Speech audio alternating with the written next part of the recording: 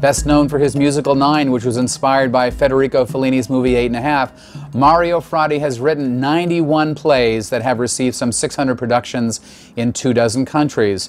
His musical won 7 Tony Awards, the O'Neill Award, and 8 Drama Desk Awards, among other distinctions. A Tragedy in Iraq is a newer work about 29 American soldiers who committed suicide in Iraq and was produced in Tokyo and Barcelona. The Otto Award for Political Theater is yet another of his citations and hints at the first question I would like to ask you. But first, welcome to Breaking Through. Here we are on 55th Street in the center of this cultural mecca.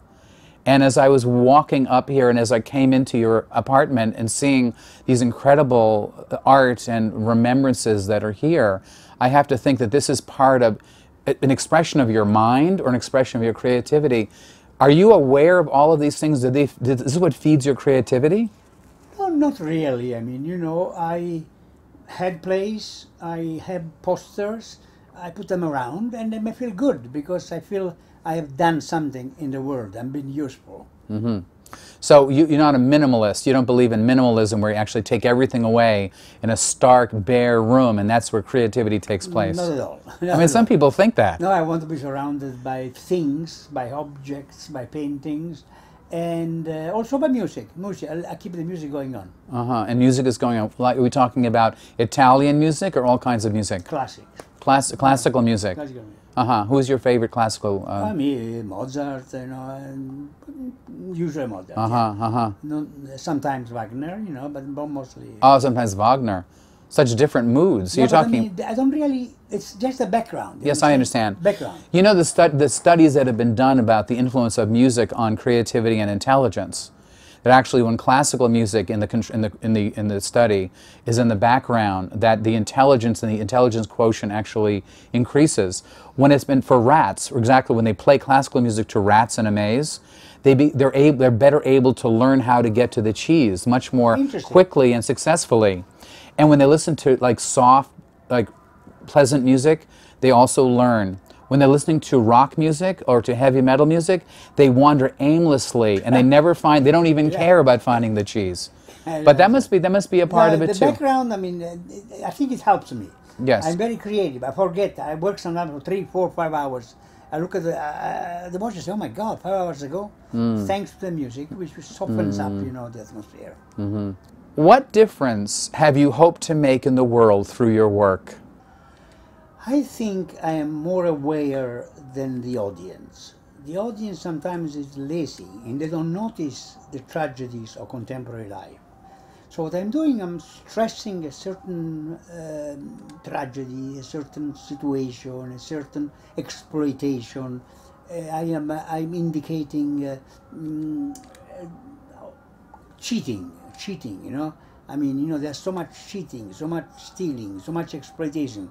And in my characters, I try to indicate that constantly. So in a way, I am a boring teacher making people aware of things they were ignoring. So you're putting the spotlight on things that they might be trying to avoid. Absolutely. When did you begin your journey as a writer? This is an interesting question, and I surprise everybody when I tell them that my professors in university said I couldn't write anything unless I had read everything which preceded. I think it's stupid. So, but at least I listened to them until I was 30. On my birthday, when I was 30, I noticed I still had 100 books to read. And I said, my God, I have so many opinions about the world. I mean, I would like to, when I was 18, when I was 23, when I was 27, I had opinions. They're wasted now, they're lost. So I started at 30 and I never stopped. Where does the work come from? What is your motivation? And so what is the experience of creating? Do you write every day? No, people don't write every day. You know, I learned from Arthur Miller, which is interesting, that you keep a story inside you. It's like a pregnancy. You keep it inside for months and months and months. And when it's ready, it's like a baby. It comes out and you can write it in 10 days. That's what it does. His masterpieces have been written in 10 days. And I usually write, you know, concentrate 10 days, and I finish something. So during the other months, what I'm doing, I'm just I'm translating, I'm writing articles, I'm a drama critic, I read, but the real creativity happens 10 days, 12 days when the baby is ready. So is that to say that at some prior time you have a realization that you'd like to deal in this subject matter or in this particular story? In other words, you're aware of it and then it comes back to you, like, so to speak, 9 months later? Yeah, basically I am in love with the subject, a conflict, a polemic conflict. And I'm thinking about this constantly, constantly. And then little details are added to my story, to my vision of the world. And when all these little details are there, then it's ready and it goes. Fascinating. How did your family life shape your interest and talent in writing plays? Well, my father and mother never went to the theater, basically, because in my city there was one play a year, maybe. But my father encouraged me to read. First message was, every morning you must read the paper. Take the good paper and read. Learn difficult words. Commitment to the world. So he was a union man. He was a good man. I admired him a lot. So I got inspiration from him. You see, once, for instance, we met his friends, there was a carpenter, there was a worker, etc., etc. And I saw that I could teach them something. And they were listening to me. I was a kid, and they were listening to me. So I thought, well, if I use my wisdom, things will improve. How about your mother? What was her influence like in your decision to write? Not really. Not really. She even tried to stop me from going to the university. She said, why don't you buy an elegant suit and stay here in town? And I went. What would you have done at home with the suit? Nothing. Oh, she mentioned, oh, you will be so elegant that you will conquer many women. That's so silly. I mean, Wow. I took the money and I went away. Wow. Yeah, to the university. At the time, I knew nothing of your prior work that involved Fellini, and I certainly didn't know that Tennessee Williams was your neighbor. As we're sitting here in your living room, I'm very humbled as I recall a story that you told me a little while ago, which was that in the morning you'd be sitting at the desk behind me and then looking across the courtyard to the window just across, and hopefully we'll get a shot of it, where Tennessee Williams would be seated at his desk. In other words, as the work was beginning in the morning, and you kind of like give each other a wave. What an amazing anecdote, what an amazing story to tell. I was encouraged by his gentleness, by his smile, and by his greatness. I would say hello, he would say hello, then we would meet in the elevator, we would walk a few steps away, and he was always so gentle, so poetic. In a way, surprised me how humble he was. And he was the only playwright I know who said good things about the other playwrights. Usually playwrights always dislike the work of other people. He didn't. Oh, the jealousies of the egotism and the jealousies one and the other. Not of him. He never showed that. Never. How fascinating. Yeah. Now, at that time when he was living there and you were here, that period through the 70s and the 80s, 74, 75, yeah. 74 and 5, which is actually a good period for him. Now, were you just kind of coming along? You moved to New York in '63. Yeah. Now, at that time, were you producing at that time? Were you? Yes, I already had a couple of big plays in town, and I even included a couple of his lines in a play of mine. And I gave the script to him. I mentioned Tennessee Williams says that, and he was very pleased. Really? How amazing that you would have done that at that time, and he probably felt honored and pleased that you did it. Nowadays, you get a lawsuit from someone if you use their words in your own play. No, I mean, it was a compliment. It was a compliment. Well, yeah. It's true, but you notice how times have changed. Oh my God, I know. Right? How crazy. You know, when we met not long ago at this Turkish iftar dinner, I asked you two questions without really knowing the connection with Tennessee Williams, or even that you had done 9 and that you had that connection with Fellini. But I asked you two questions. I asked, what do you think of Federico Fellini, and what do you think of Tennessee Williams?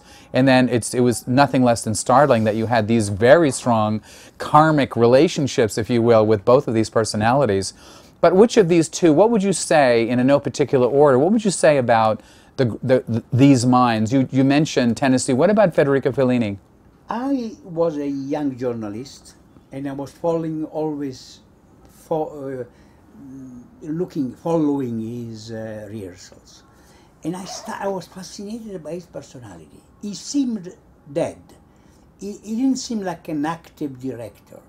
He would say, go. And then they left freedom to the actors, and all of a sudden they would say, okay, do this, this, and that. So it was the kind of passive director fascinated me. His relationship with women fascinated me. He didn't treat them well, okay? He used them, and he betrayed them. So I wrote a play, which I'll give it to you, by the way, which is interesting. It's called Six Passionate Women, which is the life of Fellini. That was the beginning of the musical Nine, how he behaved with women. So in a way, in the case of Fellini, I didn't exchange with him. I was too shy to talk to him, but I was observing him constantly during rehearsals. That was the thing I learned about him. And the play is very strong play about his personality. It certainly is very ironic that I'm thinking about La Dolce Vita, which is about actually a journalist. Yeah, following And observing, you know, and observing. He was a journalist, yeah. Yeah, following. the parallel. I'm just thinking the parallel in terms of you, that you were the journalist in reality, and kind of that became the studying him. Studying and observing and studying. But then also that your observation of his relationship with women, it was a moralistic observation that you were making.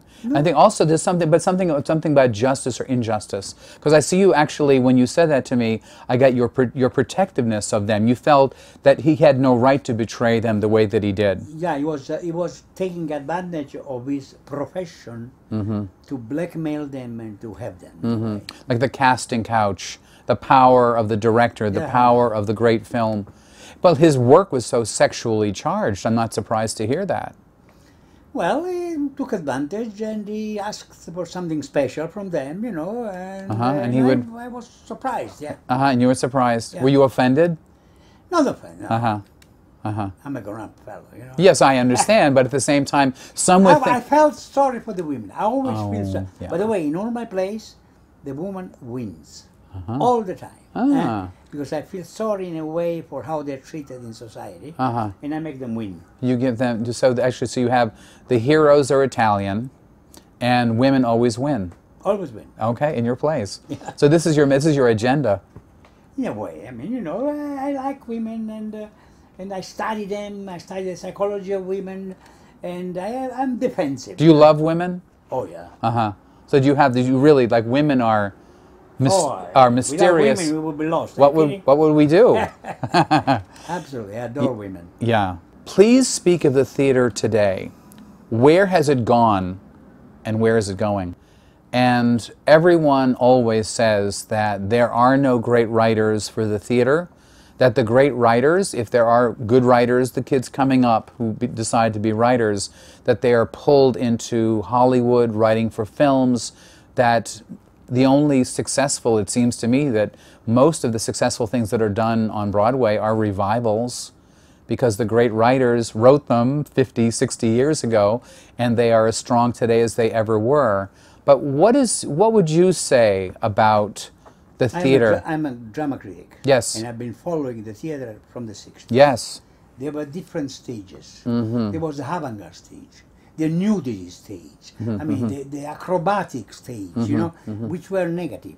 Now we are coming back to the word, finally.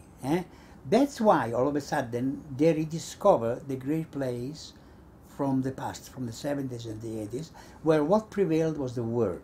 I feel good about this. Unfortunately, they don't listen to the young playwrights, because they're afraid of losing $10 million. Producing today on Broadway is $10 million. So they prefer to use the reviews from the past.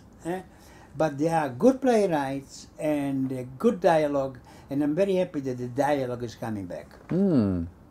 So that's rather startling. So you're seeing actually the pendulum is swung back in the correct direction. Correct direction. Absolutely. And that, of course, is your value as a writer, is all in the dialogue and in the word.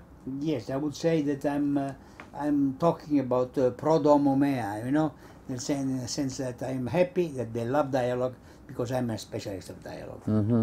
We've been speaking with Mario Fratti, international playwright.